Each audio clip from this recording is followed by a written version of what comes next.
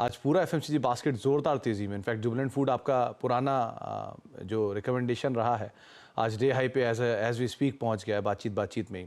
सो आपने इसमें से कुछ नहीं पिक किया क्या? कुछ मतलब ज़्यादा ही सीवियर कंसर्न दिख रहे हो क्या आप मार्केट्स पे? Not exactly, actually Jubilant food मैंने सेव किया था सस्ता ऑप्शन के लिए। वहाँ पे मोमेंटम है, जैसे हमने लास्ट टाइम में बात किया था कि 480 490 तक ही जाता है। अगर इसके ऊपर सस्टेन करता है तो आपको 530 540 के भी लेवल्स आएंगे। तो ये इंटैक्ट ही है यहाँ पे, लेकिन क्योंकि मार्केट बहुत वॉलेटाइल है तो I was preparing that for सस्ता ऑप्शन। चलिए, तो इस पर आगे हम बातचीत करेंगे, लेकिन सो फार जुबिलेंट फूड आपकी स्क्रीन पर है। एक स्पाइक के साथ डे हाई पे कामकाज कर रहा है। आज कंजम्पशन ड्रिवन स्टॉक्स सबके सब तेजी में ट्रेड कर रहे हैं, फिर कह लिए डिफेंसिव सारे जितने हैं वो सब तेजी में कामकाज कर रहे हैं।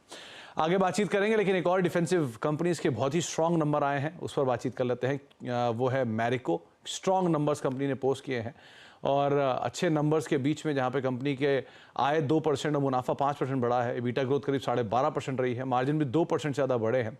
नंबर्स पे और ग्रोथ पर बातचीत करने के लिए हमारे साथ कंपनी के CFO पवन अग्रवाल सर मौजूद हैं। पवन सर नमस्कार, स्वागत है कार्यक्रम में। पहले तो नंबर्स में Q4 की जो वॉल्यूम ग्रोथ रही है उसमें अनुमान लगाया जा रहा था कि शायद थोड़ा सा फ्लैट रहे या ड्रॉप रहे, लेकिन नंबर्स में पिकअप है। तो क्या काम कर गया? क्या रूरल डिमांड पिकअप करके गई है जिसका इम्पैक्ट आप देख रहे हो वॉल्यूम ग्रोथ के नंबर्स पे? First of all, thanks for having me on the show. It's always a pleasure. जहाँ तक वॉल्यूम ग्रोथ का सवाल, अगर आप देखोगे तो एक इम्प्रूविंग ट्रैजेक्टरी हम देख रहे हैं। इस क्वार्टर में हमने 3% की वॉल्यूम ग्रोथ डिलीवर करी है इंडिया बिजनेस में। और इसमें ये भी बात ध्यान में रखनी चाहिए कि ये पिछले साल के 5% के बेस पे आई है। तो अगर 2 ईयर CAGR के बेसिस पे देखें तो लगभग 4% के आसपास है, जो कि in the current context is decent performance. What I would say is that going ahead we definitely feel कि ग्रोथ ट्रैजेक्टरी और इम्प्रूव होगी। इनफैक्ट अगर रेवेन्यू ग्रोथ भी देखें तो इस क्वार्टर में पॉजिटिव हुई है और हम ऐसा उम्मीद करते हैं कि आगे जाते हुए अगले साल हम डबल डिजिट रेवेन्यू ग्रोथ भी दे पाएंगे। जहाँ तक रूरल डिमांड का सवाल है, वहाँ पर भी हमने एक इम्प्रूविंग ट्रैजेक्टरी देखी है। इनफैक्ट इस क्वार्टर में rural growth was slightly better than the urban growth. So definitely वहाँ पे एक अपटिक देखने को मिल रहा है और आगे जाते हुए भी एक अच्छे मानसून की फोरकास्ट है। तो मैं उम्मीद करते हैं कि रूरल की रिकवरी अब और मीनिंगफुल तरीके से निकल के आएगी। तो पवन सर, क्या जो रूरल की डिमांड है वो बेटर साइड पर आई है? क्योंकि पहले कुछ 2 क्वार्टर पहले ही हमने काफ़ी प्रेशर देखा था रूरल डिमांड में। सो अब यहाँ क्या पिकअप वापस आना शुरू हुआ है?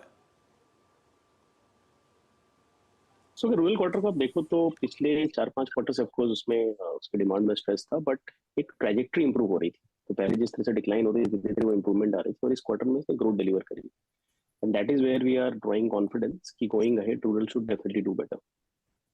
एंड अगेन हम जैसे कि मैंने कहा कि मानसून की फोरकास्ट काफी डिसेंट है। In fact should be better than long 5-6 years average, and therefore we believe that that should definitely aid the consumption on the rural side.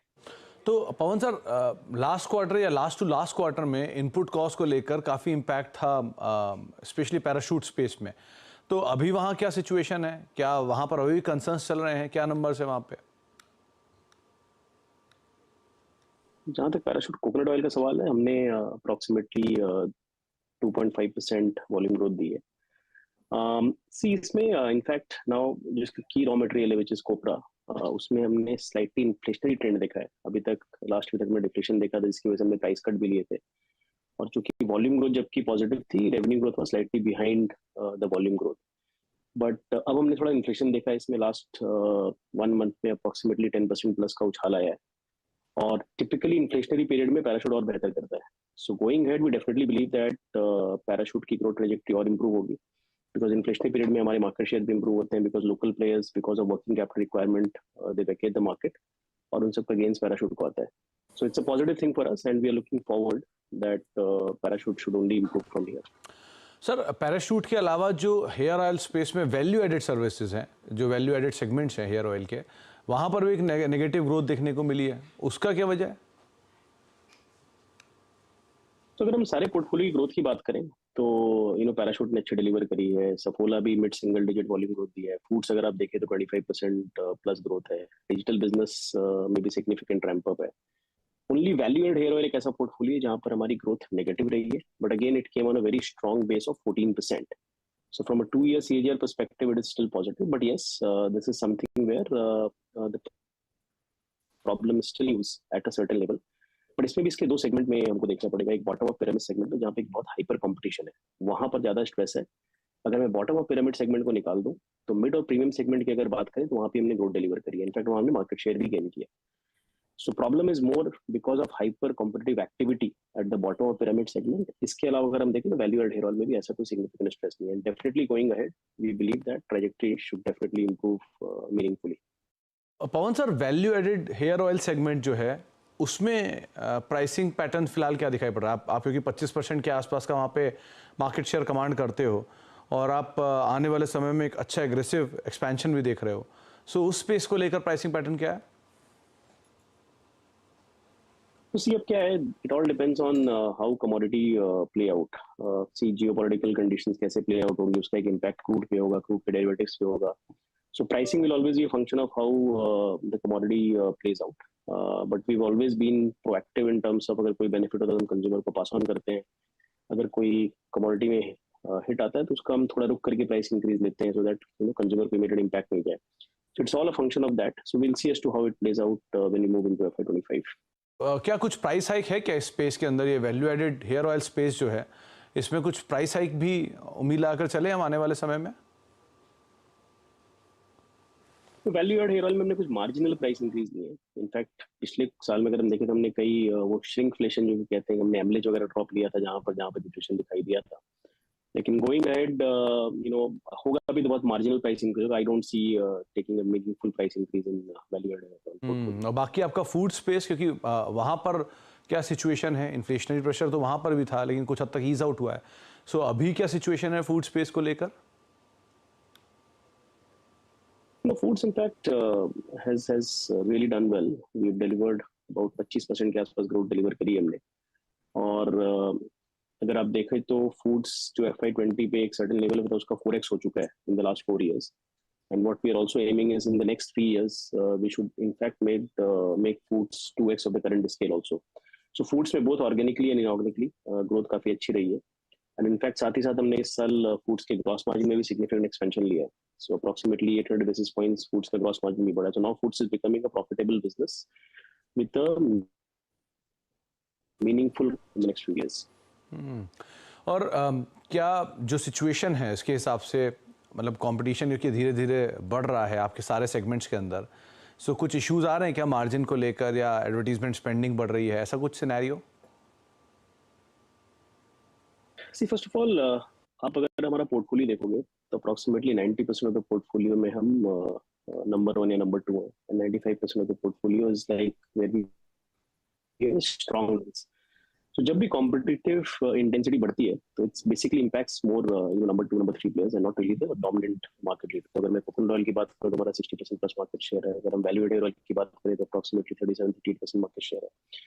Similar edible oil में भी हमारा प्रीमियम एडिबल ऑयल में 75-80% market share है. तो वहां पर हमारी dominance बहुत स्ट्रांग है. But having said that, in certain pockets जैसे वैल्यू एडेड ऑयल में बॉटम ऑफ पिरामिड में कंपटीशन ज्यादा है तो वहां पर ऑफ कोर्स थोड़ा इंपैक्ट आ सकता है. बट उन केस में हम क्या करते हैं कि of course we dial up the communication to the consumer. We also look at how can we benefit the consumer from pricing और MLH perspective. So it's a completely holistic approach that we take so as to ensure that competition doesn't really impact us significantly. जैसा कि मैंने कहा, चूंकि हमारी dominance बहुत strong है सारी कैटेगरीज में, सो कंपटीशन का कोई मेजर इम्पैक्ट नहीं आता है. चलिए, बहुत बहुत शुक्रिया पवन सर हमारे साथ मौजूद रहने के लिए और नंबर से बातचीत करने के लिए. और एक बार फिर से बहुत बहुत शुभकामनाएं. बढ़िया नंबर्स आपने पोस्ट किया है, उस नंबर्स का रिएक्शन ही मार्केट दे रहा है. 10% ऊपर मैरिको का स्टॉक सोफार कामकाज करता हुआ दिखाई पड़ रहा है. शिल्पा मैम, मैरिको 10% की तेजी, एक बहुत समय बाद में इस तरह की तेजी आई है, कैसे रीड कर रहे हो आप इसे? जी, अनडाउटेडली यहाँ पे बहुत स्ट्रॉन्ग रैली है. यहाँ पे 640 के लिए इवेंचुअली स्टॉक मूव कर रहा है. बट यहाँ पे फ्रेश किसी को हम लोग पोजीशंस के लिए आज नहीं बोल सकते. जिसने कल से लिया है then that they are gaining very nicely. अभी के लिए थोड़ा वेट करना पड़ेगा. 600 के ऊपर सस्टेन करेगा तो आप यहाँ पे 640 के लिए जाएंगे. अदरवाइज थोड़ा हम डिप मिले towards 580 570 then probably again new buy. तो अभी के लिए तो आप थोड़ा डिप मिले तो आप इसका इस्तेमाल करें, लेकिन हाँ ये बात सही है कि आज ज़ोरदार तेज़ी में मैरिको का स्टॉक कामकाज कर रहा है। पूरा एफएमसीजी तेज़ी में है, उसमें उसका टेलविंड भी यहाँ पे मैरिको को मिल गया है। एक ब्रेक का वक्त है, लेकिन जाने से पहले शिल्पा मैम ने ही आपको कल कमाई के अड्डे में केनरा बैंक की एक पुट दी थी 580 की, 17 रुपये के करीब खरीदने की यहाँ पर राय दी गई थी और इसके 22 से 26 रुपये के टारगेट थे। आपकी स्क्रीन पर ही है, आप 24.5 रुपये का दाम देख रहे हैं, तो टारगेट्स तो अचीव हो ही चुके हैं। और इसी तरह के कुछ और ऑप्शंस उम्मीद करते हैं कॉल साइड पर। शिल्पा मैम से हम लेंगे छोटे से ब्रेक के उस तरफ।